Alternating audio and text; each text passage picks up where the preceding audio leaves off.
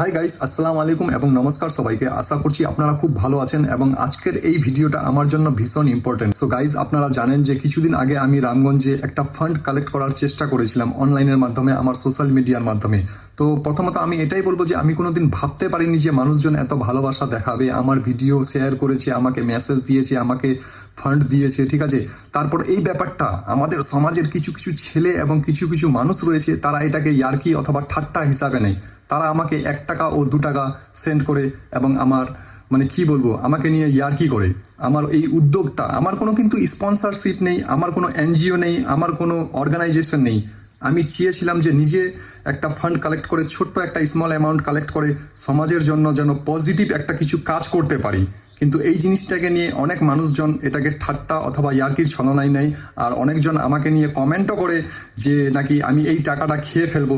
So guys, আজকে আমি আপনাদেরকে সবকিছু দেখাবো, ঠিক আছে। অল ট্রানজেকশন রেকর্ড, যারা যারা টাকা দিয়েছে তাদের আমি একটা স্লিপ একটা লিস্ট তৈরি করেছি। আপনারা ডেসক্রিপশন বক্সে গিয়ে সেই লিস্টটা দেখতে পাবেন যে কে কত টাকা দিয়েছে, ঠিক আছে। যারা 1 টাকা ও 2 টাকা দিয়েছে, যারা এই ব্যাপারটাকে নিয়ে ইয়ার্কি করেছিল, তাদের নাম আমি দেইনি এবং তাদের 1 টাকা ও 2 টাকা সবাইকে আমি রিটার্ন করে দিব। যারা 1 টাকা দিয়েছে তাদেরকে আমি 1.5 টাকা দেবো, যারা 2 টাকা দিয়েছে তাদেরকে আমি 4 টাকা দেবো।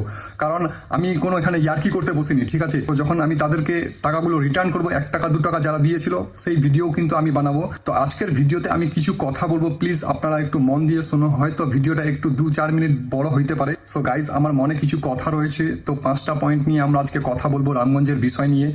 সো প্লিজ এই ভিডিওটাকে একটু মন দিয়ে শুনবা। Why I started this. সর্বপ্রথম আমি এই ফান্ড কেন কালেক্ট করার চেষ্টা করি, ঠিক আছে। আমি আমাদের রামগঞ্জে এবং আমাদের সমাজের জন্য একটা পজিটিভ কাজ করতে চেয়েছিলাম। সেই কাজটা ছোট্ট অথবা তুচ্ছ, কোনো বড় কাজ না, ছোট্ট একটা কাজ যদি আমি করতাম অথবা করি, কারণ আমার কাছে এখনো ফান্ড রয়েছে এবং আমি ভাবছি যে কি করব, এবং আজকে সেগুলো নিয়ে আজকে আমরা ডিসকাস করব যে সেই টাকাটার কি করা যায়। তো যদি আমি কিছু একটা কাজ দেখাইতে পারি অথবা কিছু একটা কাজ করতে পারি, তাহলে আমাদের আশেপাশে যারা ইউথ রয়েছে তারা ইন্সপায়ার হবে যে না, শাহনওয়াজ দা অথবা শাহনওয়াজ ভাই আজকে এই কাজটা করছে, কালকে আমাদেরও এগুলো কাজ অথবা আমাদের সমাজের জন্য কিছু একটা পজিটিভ স্টেপ নেওয়া উচিত। তো জাস্ট ইউথকে ইন্সপায়ার করার জন্য এটা আমি স্টার্ট করেছিলাম। সো গাইস, এখন হচ্ছে মেন কোশ্চেন, আসল প্রশ্ন এটাই যে এখন 3800 টাকা কালেক্ট হয়েছে এই মাত্র। তো এই 3800 টাকা দিয়ে আমি কি করব, প্লিজ আপনারা একটু কমেন্টে জানাবেন।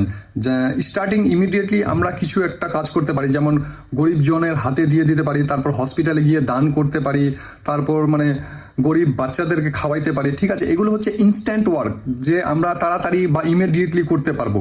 আর অপশন 2 হচ্ছে যে আমরা কিছুদিন আরো ওয়েট করি, আরো ফান্ডটাকে বাড়ানোর চেষ্টা করি, ঠিক আছে। তো কোশ্চেন হচ্ছে আপনাদের জন্য এটাই যে অপশন এ যে ইমিডিয়েট কোনো কাজ করা, অথবা অপশন বি আরো কিছুদিন ওয়েট করা। বি ট্রান্সপারেন্ট, একদম স্বচ্ছ। কিন্তু মানুষজন আমার উপর বিশ্বাস করেছে, আমাকে টাকা দিয়েছে, ঠিক আছে। সেই বিশ্বাস এবং সেই টাকা আমি নিজের পার্সোনাল খরচের জন্য খরচ করতে পারবো না, কারণ আমার এমন স্বভাব নয়।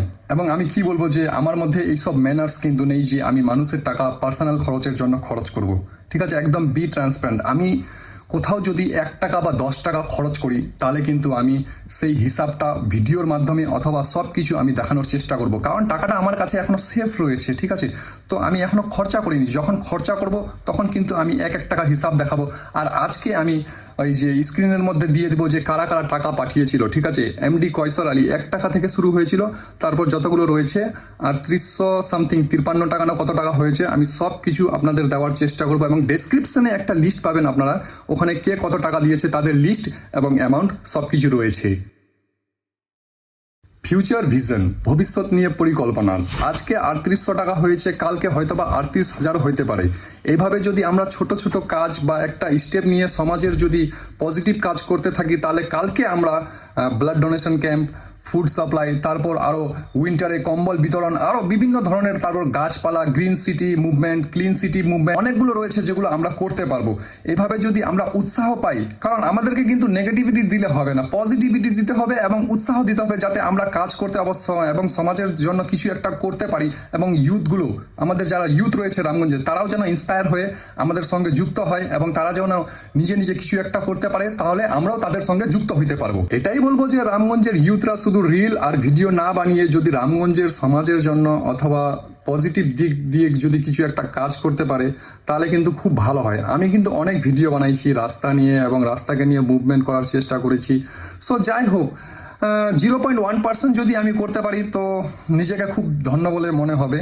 তো আমি এটাই চাই যে তোমরা একটু ভবিষ্যৎ নিয়ে চিন্তা ভাবনা করো যে আরো যদি আজকে আমাদের 3800 টাকা হয়েছে, কালকে 38,000ও হইতে পারে, এবং কালকে 38,000 হইলে আমরা ব্লাড ডোনেশন ক্যাম্প, তারপর ফুড সাপ্লাই, তারপর গরিবদের মানে কম্বল বিতরণ, তারপর clean city movement, green city movement, অনেকগুলো মানে প্রকল্প রয়েছে যেগুলো আমরা নিজেরাই স্টার্ট করতে পারি।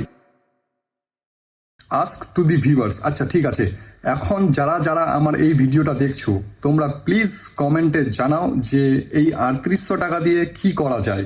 আমি অনেকগুলো অপশন বললাম। অপশন এ একটা বলছিলাম যে এই টাকাটা কি ইমিডিয়েটলি খরচা করে দেওয়া যায়, যেমন যে ইমিডিয়েটলি বলতে গেলে যে কোনো গরিব দুঃখদের দান করতে হবে, হসপিটালে গিয়ে দান করতে হবে, বা গরিব বাচ্চাদেরকে দিতে হবে, অথবা কোনো যদি পোর স্টুডেন্ট থাকে তারপর তাকে ডোনেট করা। তো এগুলো হচ্ছে অপশন এ যে ইমিডিয়েট কাজটা করা, আর অপশন বি হচ্ছে যে আরো কিছুদিন ওয়েট করা আর ফান্ডটাকে আরো রেইজ করা। এখন 4,000 রয়েছে, অ্যাটলিস্ট 10,000 অথবা 28,000 নিয়ে যাওয়া। তো আমি ভিউয়ার্সদের বলতে চাই যে এই টাকাটা দিয়ে কি করা যায়। সো গাইস, আমি জাস্ট একটাই কথা বলবো লাস্টে, যে বড় কাজ কিন্তু করতে গেলে বড় কোনো স্টেপ লাগে না। একটা ছোট্ট ইন্টেনশন, গুড ইন্টেনশন হলে যে কোনো কাজ করা যায়। এখানে আমার ইন্টেনশন ভালো ছিল, তারপর সমাজের অনেক লোক আমাকে অনেক কিছু বাজে মন্তব্য করে যে এ টাকা খেয়ে ফেললো, অথবা কি আরো নানান ধরনের আমার মানে কি বলবো, তোমরা তো জানোই যে আমাকে মানে অনেকজন বদনাম করার চেষ্টা করছে, কারণ যে তারা আমার সঙ্গে কম্পিটিশন করতে পারছে না, তখন আমার ক্যারেক্টারের উপর তারপর আমাকে নিয়ে বদনাম করা, বাস এগুলোই চলছে। আর কি বলবো, অনেকদিন ধরে ভিডিও বানানো হয়নি কারণ আমি কাজে ব্যস্ত ছিলাম। যেহেতু তোমরা জানো যে আমি as a video editor USA তে কাজ করি এবং প্রচুর চাপে রয়েছি, সেজন্য আমি ভিডিও বানাইতে পারি না।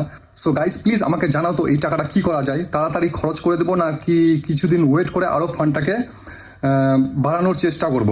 তাড়াতাড়ি খরচ করলে করা যাবে, এমন কোনো ব্যাপার না যে কি বলে ওই যে ফ্যাক্টরিতে থাকে না ওই কালো কালো বালি পাথরের মতো, সেগুলোও কিন্তু রাস্তায় দেওয়া যায়। বাট আমি আপনাদেরকে বলছি আর আপনাদেরকে একটা কোশ্চেন আস্ক করছি যে প্লিজ তোমরাও একটা আমাকে সাজেশন দাও যে কি করা যায়। সো গাইস, তোমরা সবাই সুস্থ থেকো, ভালো থেকো। আজকে প্রচুর গরম, এবং দেখা হচ্ছে নতুন ভিডিওতে। ঠিক আছে, টাটা বাই বাই। আরে ভাই দাঁড়াও, টাটা বাই বাই, বাট ভিডিওটা শেয়ার করে দাও যাতে মানুষজন ভালো কাজের সঙ্গে যুক্ত হইতে পারে। ঠিক আছে, এবার বাই।